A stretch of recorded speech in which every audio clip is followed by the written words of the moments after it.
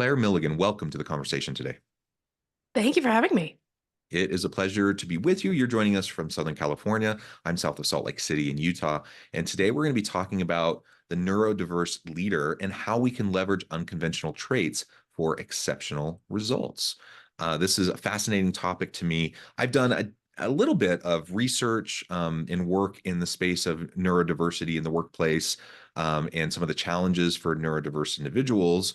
I've never looked specifically at neurodiverse leadership. And so I think this is just going to be fascinating from that standpoint for me. But from a practitioner standpoint, I think hopefully this is just super valuable to anyone listening or watching today to get some real ideas and tips and tricks for how we can go about better working together with a very high level of diversity in our companies and in the people we work with.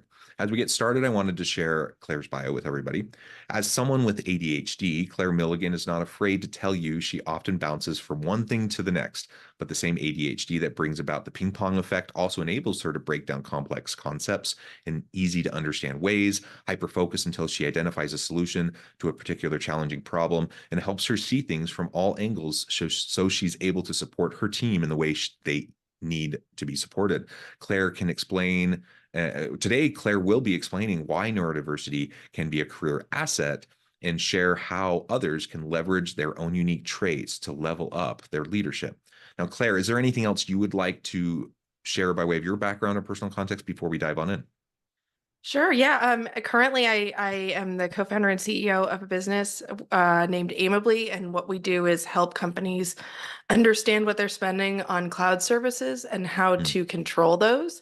And the experience of being an entrepreneur as one with ADHD has been quite a roller coaster and much different than being in a corporate context where I was before. So both of those things have been really instrumental in how I think about how people should be leading and considering being leaders when they come from the neurodiverse background like I do. Yeah, and maybe if we can start by just with you taking a few minutes to explain what you mean by neurodiversity. And so I think I already mentioned ADHD for you. We have individuals on the autism spectrum. There's a variety of things that kind of get lumped into Yeah. that labeling.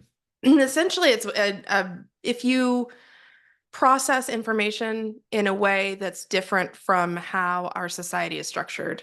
A lot of times people might think, oh, since there's so many people who think that they have ADHD, it couldn't possibly be something that's different. And, there are quite a few of us out there, and there are quite a few people on the autism spectrum as well. As we understand it better and we grab hold of the more broad range of definitions, that still means that we think slightly differently than how schools are structured, jobs are structured, the way we interact with the world, or the way we're trained as children.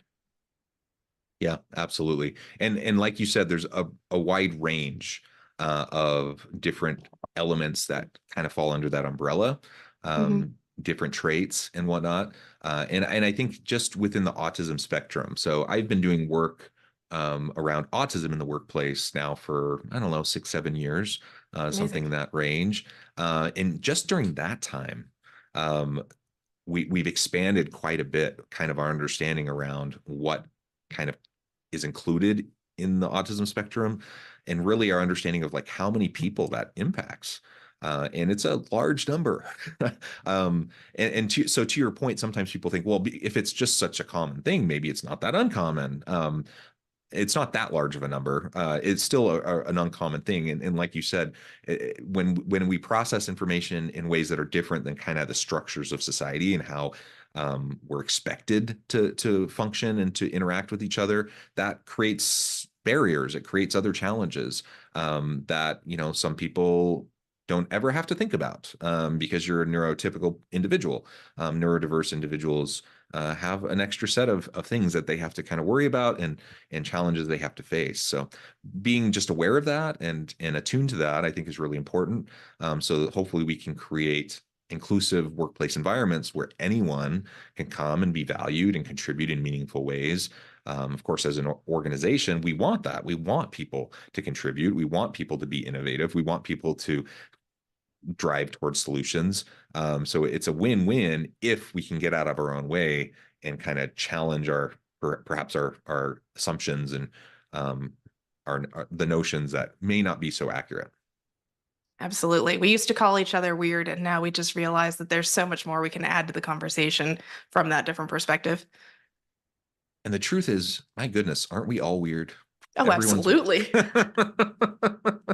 we're all just so weird. So I embrace that label. That's wonderful. All right. Well, tell us a little bit more about you referred to kind of going from a corporate setting to now you're an entrepreneur, co-founder, and running your own business. Tell us a little bit about what that's like. Like, what was Yeah. your experience as a neurodiverse individual in a corporate setting? What were some of the challenges you faced? And, you know, that transition, how has that impacted you? And how do you find your situation now? That's a great question because becoming a founder was a lot like going to college for me. When Mm, you go through the entire education system, people are giving you information, they're telling you how to perform, they're telling you what to do next. There's a whole structure and a ladder, and by God, I just excelled at that. Like let mm, me follow that set of rules. And when I got to college, it was like, oh, now I have to decide. Oh, okay. And a lot about transitioning from corporate to being a founder was exactly the same in a way that I don't think I fully prepared myself for. mm, Um, One of the thought leaders in ADHD that I really enjoy following likes to speak about the difference between obeying and creating. And I'm going to mm, put a pin in that, the word obey, because I want to come back to that in just a second. But as a person who can have an exceptional amount of energy towards something, when you have too much towards the decision-making process, it can be very hard to make those decisions without a framework. So mm, the important thing for somebody like me is to create a structure so that we are following and obeying as we have that kind of surge of energy. And at other times when we feel very focused on it, we create that structure. So really the difference between being in a corporate job, the structure exists essentially, and you can mm, modify it a little bit, but meetings exist in this way and documents are written in this way and all that. Whereas being a founder, you really have to lean into taking the time to create the structure first and then obey it. Because if you start every day saying, well, I guess I'll do something important today, if you're like me, you won't. Unfortunately. The other side of it, though, is like we talk about the word obey, and there's a really strong kind of counter defiance that is very common in those of us with ADHD and actually also on the autism spectrum, because we see a structure and we question it because maybe that structure doesn't work for us. And the structure is necessary for us to succeed. So we need to really challenge it and push it to where it will be something that helps all of us. And so while the concept of obeying a structure is very important, at the same time, we are definitely the people who will question everything. And so that also lends itself to becoming a great founder and just structuring your company in a different way that you think makes sense broader than just you. Yeah, and the structural issues that you're highlighting, it's a hard thing because if you don't face particular challenges, you usually don't even notice, right? Yes. So for example, we're not talking about other types of diversity today, but I'm a straight cisgender white dude. I'm a neurotypical guy. So I go throughout my day, unless I'm really trying to understand and see things from other people's perspectives, I go throughout my day with all my layers of privilege, and I probably won't even recognize like the little things that start to stack up that other people from different backgrounds might have to face on a daily basis, right? And you know, I always I cringe a little bit, when people are saying stuff like, "Well, I'm a white guy. I worked hard for what I got. I'm not just privileged." I'm like, Yeah. well, I don't question that you work hard. I work hard. I am a really hard worker. I don't think anyone who knows me would question that. But both things can be true at the same time. I can be incredibly privileged and I can be a hard worker. And if I can just recognize that, what that means is at that point, then I can start to recognize some of those things that maybe I take for granted that other people find a little bit more challenging, or they're unnecessary obstacles that other people face. So while I'm neurotypical, it may not be obvious to me some of the little things that can start to add up and stack up for people that make it harder for them. If I talk to people, if I try to understand where they're coming from, and if I take the time to try to better understand the systems, the structures, the policies, practices, and procedures that may not be serving others as well as they might be serving me because they were designed for me, at that point, I'm empowered. I can make a choice. I can decide how I'm going to interact with other people. I can challenge the status quo. I can push back on policies or procedures that maybe aren't as well suited for others. And I can, from my standpoint, I want to be an ally. I want to be a supporter and a champion of people who might have challenges that I don't fully understand and don't face on a day-to-day basis. But that will only happen if I try to take the time to better understand, and if I can challenge the assumption that everything, all the status quo structures and systems exist in a way that they should exist and that they should continue to exist that way. That's kind of how humans tend to think. And that's just not true. Like there's just so many things that don't need to be the way they are. And one of the gifts of COVID, for all the challenges that COVID brought us, one of the gifts of COVID was that for the first time for a lot of people, they really started to question, do we really need to do things this way? Why? Just asking that why question again and again and again. Do we really need to? And because of that, we, in a few short years, dismantled at least some of the things that were just unnecessary, that were hindering the way we work together, the way we collaborate, and the way we do business. So anyways, I'm starting to ramble, but that's kind of, as you were talking, that's some of the things that were coming to mind for me. And again, why I just think it's so important for us to take the time to better understand the systems, the structures that may serve us okay, but may not serve others around us as well. I completely agree. And as a leader with teams who follow you, the most important thing to do is to provide them avenues towards success. And part of that has to do with allowing them to bring their whole selves to work, figuring out who their whole selves are, how they will perform well. And that's not saying everybody is a special snowflake that needs kid gloves. That's saying you hired these people for a reason. They have been successful before and they can be successful in the future. And if you're not letting them be successful, that's kind of your fault. Yeah, absolutely. So as you transition from a corporate setting, now you're an entrepreneur, you're a co-founder, and you're working in your own space. You articulated, for you how important it's been to focus on establishing the scaffolding and the structure to support what you need to be successful and to be productive. As an HR person, I often think founders probably, generally speaking, not just neurodiverse individuals, but generally speaking, I think most founders would be it would do them well to spend some time focusing on the systems, the structures, the policies, practice, and So procedures true. before things start to grow and get out of hand, and all of a sudden you're like playing catch up and like trying to get things sorted out. So I'll just say that from the get-go. I think most small businesses, aren't putting enough time and thought into people management issues and those sorts of things. So set that aside for a moment. As you find yourself in that space and you have a different motivation for setting up these systems, right? Because it's just going to help you be more productive. What have you found, as you try to be a leader, so as someone who is neurodiverse, what have you found to be some of the biggest obstacles for you as you're interacting with, or maybe I'm making an assumption, but I'm assuming not everyone you work with on your team are also neurodiverse. So you have neurotypical individuals, how are you leading in that kind of a context where you have different people with different backgrounds and different styles and different ways of making sense of the world? Yeah, I like to think of myself as a person who enjoys like a very deep, tangled knot mess of a problem and to just kind of pick out the threads until I can make it an organized structure. That's something that really drives me, and I could just hyper focus on that for as long as you will let me. So when I think about how we enter different lines of business or how we conquered new problems, I try to take on that first step myself. And I realize that as our company gets bigger, that's going to be my fatal flaw, because if I take on everything myself, that will all fail. But at least for right now, it's working. And so what I like to think about is I test a structure out. And then once I'm happy with that structure, then I introduce it to the team and we start following it.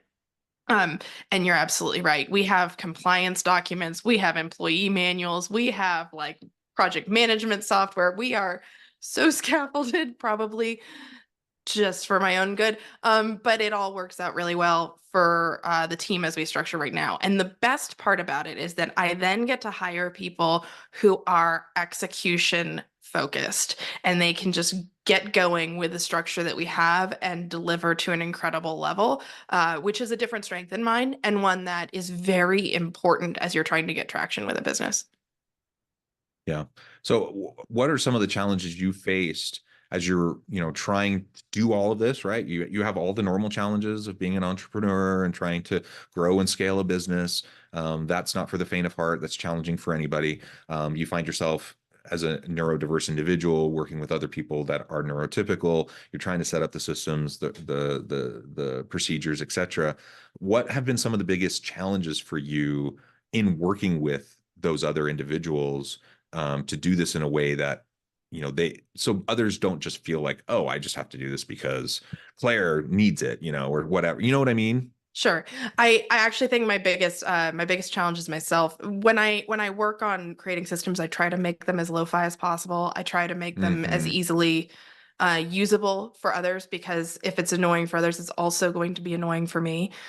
It's not that I just love my checklists and if they don't Right. work, right?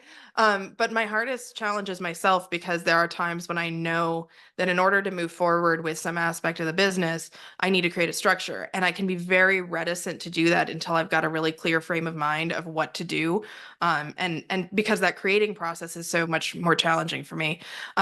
So especially we have this seasonality to our business actually, because we focus on helping people in the budgeting cycle the most.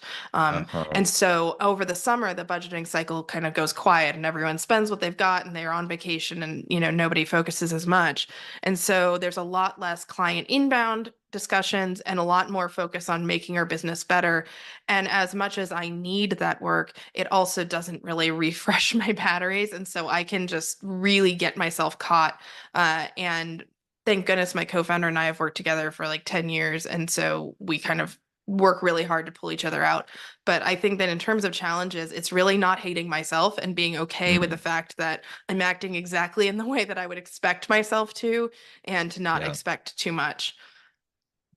Yeah, excellent. And just that level of self-awareness is so important, and the self patience and compassion Yeah. around that, I think, is also just really, really important. That's something I think all of us struggle with sometimes, that we just, why can't we just do this? Why are we reacting and responding this way? If we can get out of the judgment game and just get into the awareness game, like understand what's happening and why, and then that awareness can then allow us to make choices. We can choose if we want to adjust. We can choose if we want to do something a little bit differently. If we want to set up a new system or whatever. And it's not about judgment. Like, nobody's perfect. We can just accept that. We're not always going to do things exactly the way we wish we did or would or could or whatever. You just accept that. And it becomes like this constant iterative process of just learning and growth. Like, I see that as a much more healthy way of approaching the inevitable day-to-day setbacks and challenges that we're all going to face. And we all have good days, we all have bad days. We have times things work out the way we hope they would, and other times where they fail dramatically, and in really great fashion, where it just doesn't happen the way we want it to. And that's okay, as long as we're learning from it, as long as we're Yes. iterating from it. And that's in large part what I hear you saying. Like, I hear you talking about just that level of self-awareness so that you can make those small incremental improvements little by little every day.